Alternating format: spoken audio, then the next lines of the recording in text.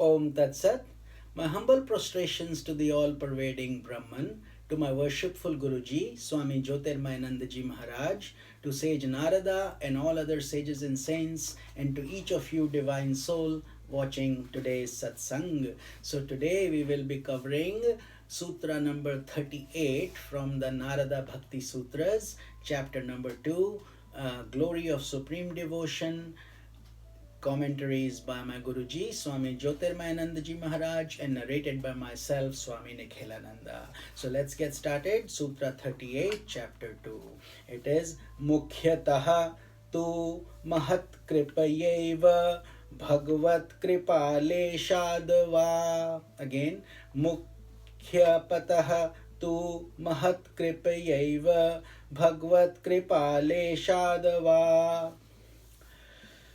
Meaning, but success in devotion is attained chiefly by the grace of enlightened sages and saints, as well as by a trace of divine grace. So this is a very important sutra. All these sutras, as you can see, are so important that we have to cover these in several parts, and this one is no different. This one we will be covering in 5 different parts, just because it is very deep and we need to understand it properly in order to implement in our daily lives. So let's get started. Basically, Sage Narada is saying that we need grace from God and grace from Guru. But there are 4 kinds of grace which we will cover in today's satsang. Number 1 is called Ishwar Kripa, which means the grace of God. The second one is called Atma Kripa, which is the grace of one's own self, the consciousness within, that is also a form of God, Jiva. The third one is called Guru Kripa, the grace of the spiritual preceptor, the Guru. And the fourth one is called Shastra Kripa, the grace of the scriptures themselves. These 4 are explained in the following way.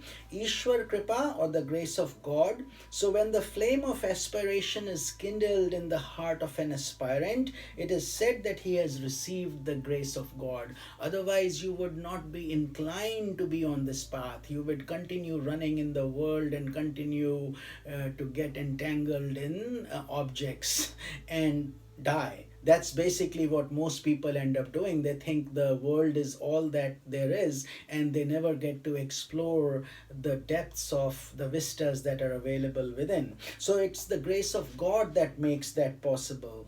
It has been as if chosen by God to follow the blessed path that will exalt him to the divine consciousness. So when God blesses you, then these things come your way.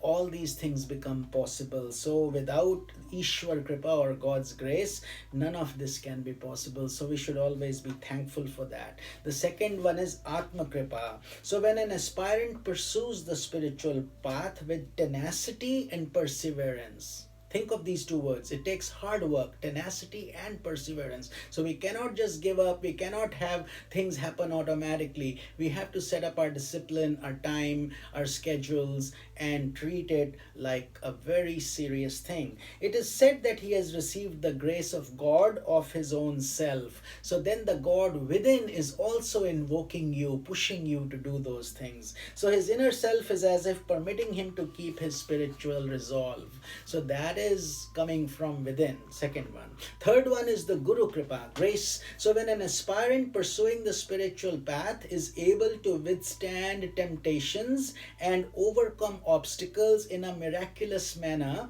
it is said that he has received the grace of his spiritual preceptor. He has received the grace of his Guru. He has become sensitive to his Guru's spiritual influence. And that's the Kripa that comes through when we bow down with humility and we are willing to learn and absorb with respect and gratitude. So the fourth one is called Shastra Kripa. So Shastra Kripa is grace of the scriptures. When an aspirant, while is studying the scriptures, he is able to understand their subtle meanings, as if the scriptures are disclosing their subtle secrets to him. It is said he has received the grace of the scriptures, because these scriptures are locked. just reading the words is not enough. Anybody can pick up a book from the library or a scripture and read it, but reading does not mean you have understood the depth, the meaning behind it. So these scriptures open themselves to people who are devoted, sincere, want to learn, and are humble. Then these scriptures open up. Otherwise they're locked. It's like a password, without, you can't get into a computer without knowing the specific password. And that password is the grace of Ishwar Kripa, Guru Kripa, Atma Kripa, and then Shastra Kripa also opens up. So these are the four kinds. These different types of grace are actually mutually interdependent. In fact, it is Ishwar Kripa, which is the guiding light, which is the sole reality behind all other kinds of grace. Because without grace, God's grace, nothing is possible. I cannot speak, you cannot hear, we cannot be walking on this path. So His grace is immense. Ishwar Kripa is like an ocean, while the other types of grace, the Atma Kripa, Guru Kripa, Shastra Kripa, these are like the waves. So they arise out of the trace of divine grace. Once the divine grace has trickled in, all these things start coming in. They say when the disciple is ready, the Guru arrives. So the disciple has to keep their eyes open to know who the real Guru is, who they feel connected to, who's going to take them through this path, and then follow that with sincerity. The problem is a lot of people are trying to find the perfect guru, but they have not perfected themselves. So they're always doing some things for a little while here, a little while there. They try this guru, they try that guru, and in the end they are always finding faults here, there, because they themselves have not had a clean utensil. So therefore they miss out on this golden opportunity of a human birth. Whereas a sincere disciple goes deep. For example, I was blessed enough to be under the guidance of my Guruji since 1997, and now we are into 2021. So it's been a good 24, 25 years, and I have dug deep, and His grace has fallen upon me. And every day I feel blessed to be getting these four kinds of grace. So when I say something, I'm saying it through personal experience that I have experienced. So I'm not just saying it by reading a book. So I'm telling you about how our life has been shaped by association with my Guru. So there's a lot of experience and knowledge that is being shared through my satsangs with all of you, and I hope you can see that through the benefits you hopefully are getting from these satsangs also. But the point I'm making is to make you understand that total humility and faith are an absolute must on this path. Otherwise we will just be at the surface level. We cannot get to para bhakti part. So, while in the previous sutras highlighted the need for self-effort, spiritual disciplines, the present sutra asserts that without grace it is impossible to advance on the path.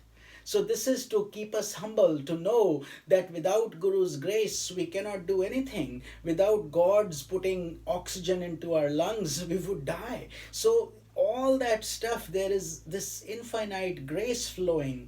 This assertion has given rise to numerous arguments, and some in favor of grace, some in favor of self-effort, and some which favor a blend of the two. So in the remaining parts, we will cover these different viewpoints. Tomorrow we will cover the favor of self-effort, why is self-effort required, and then we will cover the favor of grace, and then we will cover the blend of both, and then we will cover the glory of the Guru as well. So that is why we will take our time understanding this, because these are deep and they have to sink into our unconscious. Only then we can accrue the benefits from these profound mystical sutras.